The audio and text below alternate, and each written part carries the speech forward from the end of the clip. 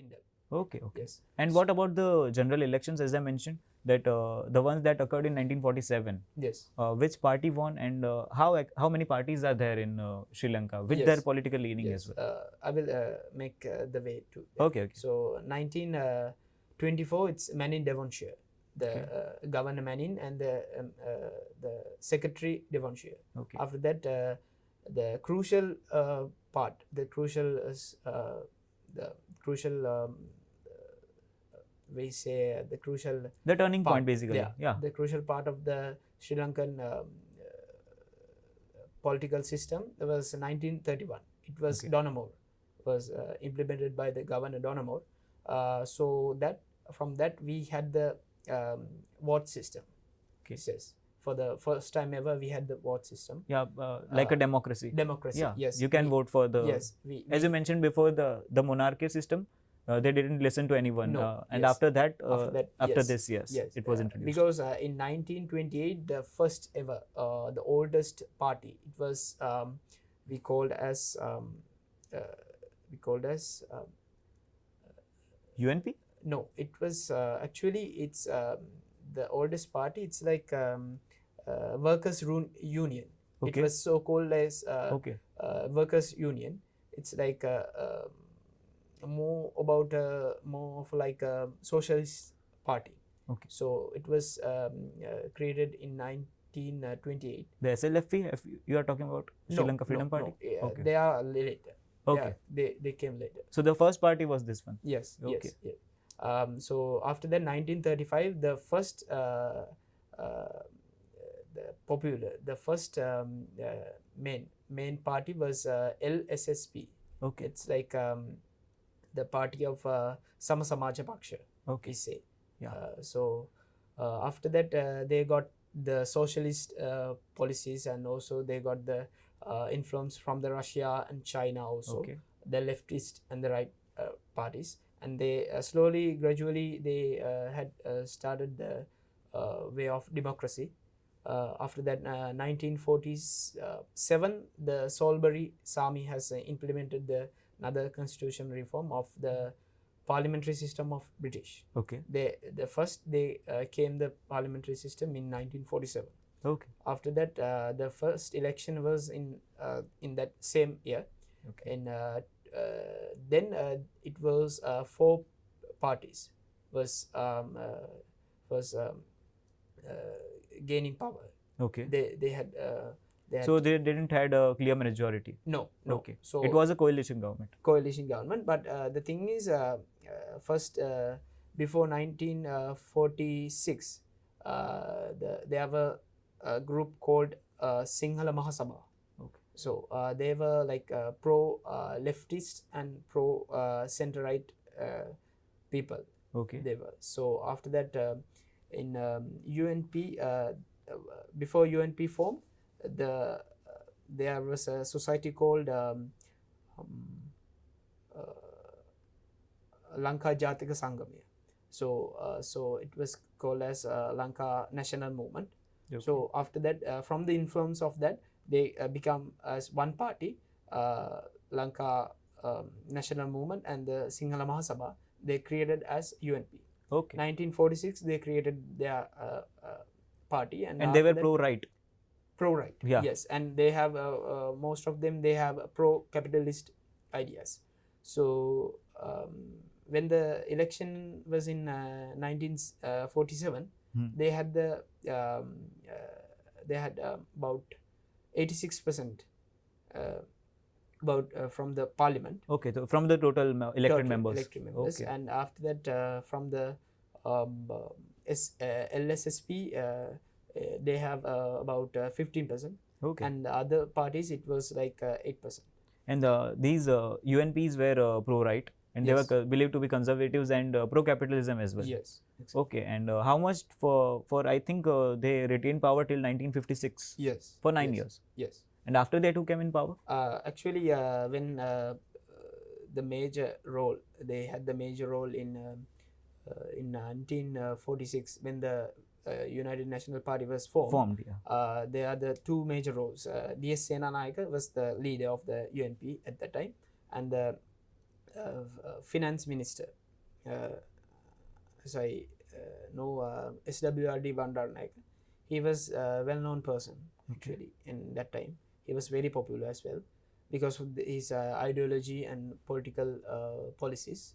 So after that, he got the choice to make a separate party from his own ideologies. So he made the SLFP, called Sri Lanka Freedom Party.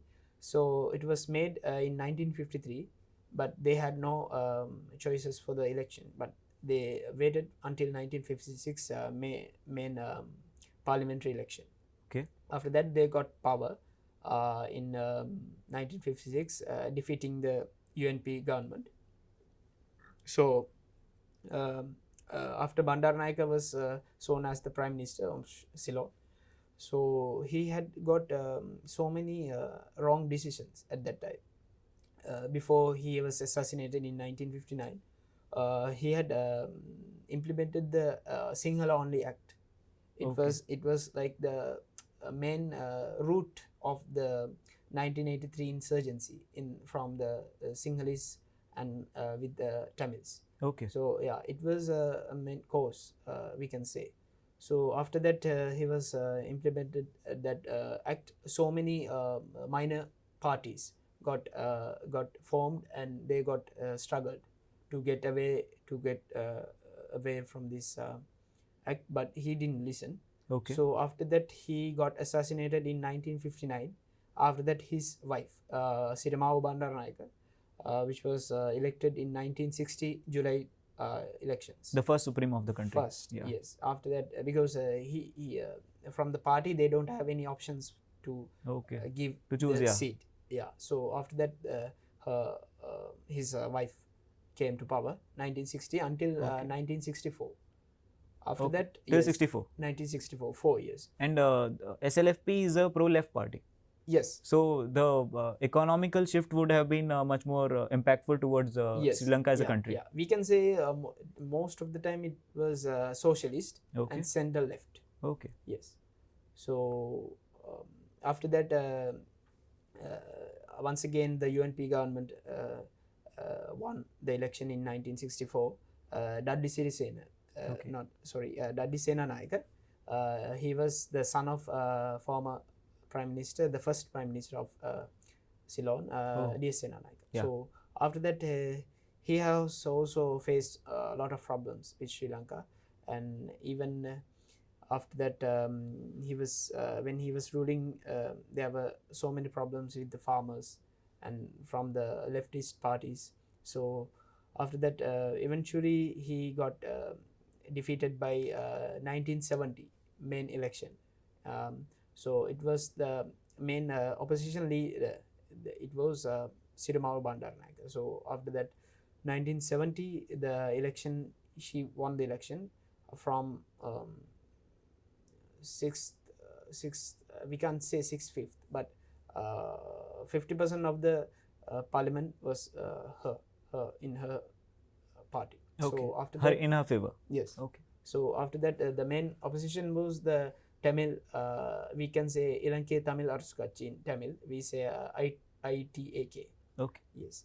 So it's mainly called as Tamil National Congress. Yes. So they are currently with the opposition right now. Yes. Right. Yes. After that, till 1977, the SLFP was in power. But in that government also, they had several issues because they banned the imports. They mainly concerned about the closed economy. Not in open economy. So, but people, they have self-sufficient in every manner.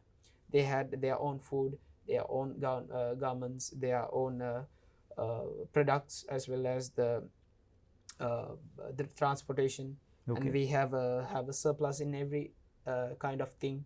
And we have exported rice to Japan also when it was in the World War II.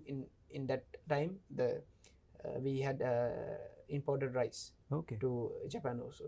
Exported as a result of a surplus. Nice. Yes. And you talked about the whole welfare policies also. Yes. Welfare policies started in which specific year or under which government? I can say after 1965. 1965. Yes. Okay. Until 1977. Okay. Yes. But there were some problems with the government too, so they couldn't manage to get. So their SLFP power. started this welfare policies. Yes. Okay. Yes. So and UNP also, they have some sort of policies with welfare, but not like in SLFP. Okay. Yes. So after that, gradually they got loose the people's vote. And 1977, in when J.R. Jayawardena was the leader of the UNP, Okay. So he got 6/5 majority in a landslide victory. So after that, it was like called the historical moment of the political. Because he got such a clear majority. Yes. Because nobody has had the opportunity to get like that sum of the majority. Okay. Yes. So after that, he has implemented the current constitution. Okay. After that, his reign was until 15 years. Okay. Yes. Until 1993, it was ruled by the UNP government. And when did the liberalization policies came into effect? From 1977. Okay, 1977. Yes. Because I'm asking that because the current scenario in the current economic crisis in the Sri Lanka, yes, what they're going through today, yes, many of the people are saying that if we would have liberalized our economy a little bit more, yes, it wouldn't be as much as a chaotic problem as it is right now. Yeah, that's right. Actually, it was too much liberalizations with the economy. Okay. Especially because they had implemented the open economy system from the West. Okay. They got the system, and J.R. Jayawardena was so powerful at that time. So he didn't listen the people's voice. Okay. Even the opposition's leader's voice, he didn't listen. So he has the power to do anything. So he had added more power to his executive presidency with the current constitution also. And after that, people get enough of the 15-year reign of the UNP government. After that, 1993, it was a crucial moment in the history of Sri Lanka. It was the Sirimau Bandaranaike's daughter, second daughter, Chandrika Bandaranaike Kumaratunga. She was elected as the president in Sri Lanka in 1994 elections. Okay. Because before that, in the 1988 elections, the new prime minister was Ranasinghe Premadasa, which is the son of which is the father of Sajith Premadasa. Yes, the current LOP opposition leader. Yeah. So he has won the election in 1988, and he was in power until 1993. Okay. Yeah, and he was also assassinated by the Tamil Elam, Liberation of the Tamil Tigers. Yes. Okay, LTT basically. LTT, yes. And can you explain a little bit about the current crisis going on in Sri Lanka? Okay, so because of this, we can say the main factors of this current situation, because of this system, corrupted system, it was like about 40 to 50 years, it was like the same system until now. Until to date, it was like the same system. People don't have any choices to make options, because people only they know to vote in 5-year elections, and the thing is they don't have any much knowledge about the political systems, and they don't have any political literacy as well. That's the main factor for this current crisis. And we can say 2019 it was the Easter bombing was happened. After that, they had the they had so much impact with the economy, and they had stopped tourism for like 1 year, almost 1 year. After that, the COVID-19 pandemic has happened. From that, it was like a major impact. It was like major impact after like 30 after like 30 years or something like that. The economy was collapsed with the pandemic. So when the current ruling party was in power from 2019, they had got so many promises from the people also. Earlier, in the elected members election. Yes. So the thing is, now they don't have any power of or the choice of the people. So now we can say, because of the mismanagement and the responsibility of the government, they don't have any clear plans for the future. For the country, that how a country should be led. Yes. And the other thing is, as it's a ruling party. It's a ruling party as a family. The Rajapaksa family. So they had so many allegations against the corruptions as well, because when the former Prime Minister Mahinda Rajapaksa was president in Sri Lanka since 2024, there were so many allegations, and so many allegations against human rights in Sri Lanka also, because he was the one who defeated the LTTE, and he ended the war in 2009 May 18th. So from that, he was also blamed, and he was also got accused to about the war as well, because his brother, the current president and former defense secretary, he was Gotabaya Rajapaksa. He has a lot of cases against the human rights for the Tamils. Yes. So they extended the civil war for their benefits. Some people they told to that thing also. But the thing is, from 1983, the insurgency starts from the north, from the south, and the north and the south was clashed in that time. So after that, it was became a civil war gradually. But the thing is, from 1983, it was not a major concern from all the politicians. They had got so many benefits. But after 2004, the Rajapaksas had got all the power, and they had the chance to end the war. But the thing is, after that, they had so many international relations, such as from China, and from America, and as well as the World Bank. They had got so many advantages and so many opportunities to get the country to back normal, and to get the country as a developing country. But they didn't do that, because of their mismanagement, and as well as the family plans. Because of their family plans, they had refused. They had refused the people's choice and people's thoughts and people's plans of the getting the country from the place from the better place. So after that, 2015 until 2015, from that 10-year reign was over, because people had enough of the. And Mahinda was the president back then. Back then. And the current president was the former defense secretary. Yes.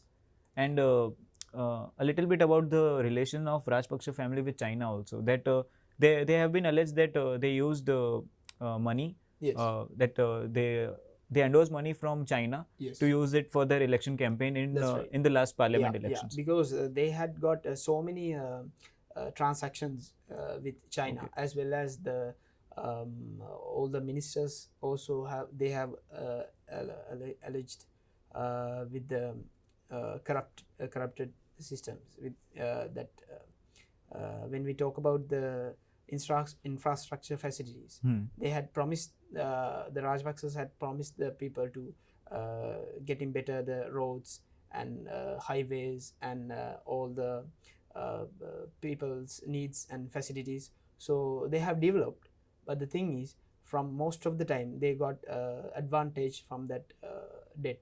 Okay. And as well as people thought it was like the same as like the previous governments too. Okay.